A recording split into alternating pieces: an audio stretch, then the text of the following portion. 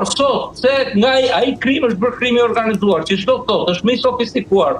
Dhe ku shkon ai? Ai shkon në numërusin në prona. E kupton? Ai shkon dhe komisionerit. Atëre hiqja këtë ujë. Hiqja këtë ujë dhe është opozita e vetme në botë, futu dhe kërkosa të duash, e cila është kundra votimit elektronik. Madje ata e kishin me detyrim kushtetues që të paktën në 6 qarqe, KQZ-ja në 6 qarqe duhet të ishte votim elektronik. Ta vjen aty dhe vën veton dhe thonë KQZ jo se duan fare, dhe mezi e futën në borë dhe të njësia 10. Hapa mbrapa, janë hedhur 30 milion euro në KQZ. Dhe më e bukur është që nën kryetari Zvendsi Celibashi, që është vetëm për këtë çështje, për votim numërim elektronikun dhe për gjithë tenderin që është bërë etj, që është një zonjë. Atje ajo është tek PD-s dhe është anëtare Këshillit Kombëtar të kësaj PD-s Berishës. Tani ti kur i ke gjithë këta çelësa në dorë dhe vete prap ja van në qaf komisionerëve dhe numëruesve dhe tani thosh shko çfarë na kanë bërë. E kupton, mund të ta shfrytëzonte pra këtë çelës. Por unë dua të ndalem tek një element, në fakt sot e ka ripërsëritur zoti Berisha, ku ka përmendur sërish deputetin Arkend Balla që u punësua në kompaninë e kartelit të troplinëve. Çfarë provash ka deri më tani? Përse ata, domethënë, sulmi ndaj Arkend Ballës ekziston sepse ka fakte konkrete sipas opozitës, Partisë Demokratike, apo gjithçka lidhet me faktin se ai ka arritur të marrë një numër rekord votash, gati 20.000 vota. Domethënë me se lidhet ky sulm ndaj tij? Zoti Balla, domethënë është për mua një nga flamujt e kuq më të lartë në të zgjedhje. Në të gjitha apo në Partinë Socialiste e kishe?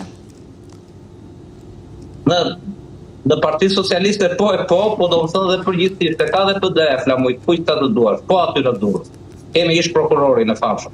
Tani, çështja është, edhe që mendoj prandaj është dhe arsye që s'duan ta ngatrojnë. Edhe këtu e pëson kolegu jon Aulon Bejkanaja. Tani, çështja është kjo, Bruno, që zoti Balla është faktikisht këto që lexoj sot, ne kemi botuar që kur ndodhi operacioni i fabrikës së famshme të librazhit, i urdhër arresteve dhe shoqërimeve të shumë doganierëve etj. Ju kujtohet. Kështu që jo e cigareve, më fal, kur operacioni Ura, kur doli operacioni Ura u bën dhe sekuestrime dhe që atëherë ka dalë, domethënë që ky ka qenë i punësuar tek pjesa e Vlorës, tek i përmendi sot pronari një televizioni aty, disa bizneseve etj në Vlorë. Çështja është që dhe vetë ky ka qenë drejtor i portit të Durrësit në një kohë, domethënë shumë të artë për atë periudhë. Njëkohësisht tashmë është vërtetuar nga antimafia italiane që edhe transporti i drogës, por edhe sidomos transporti ktheheshin mbrapa shparat, bëheshin po nga ky port.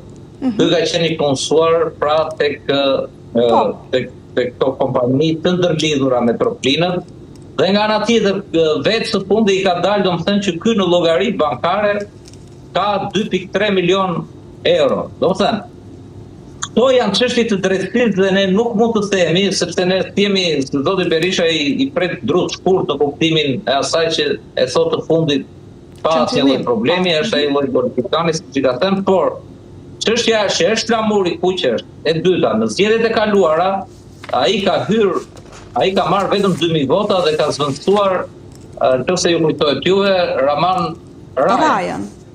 Po. Kur i ndodhen ato që u larguan nga kuvendi, domethënë dhe vetë kur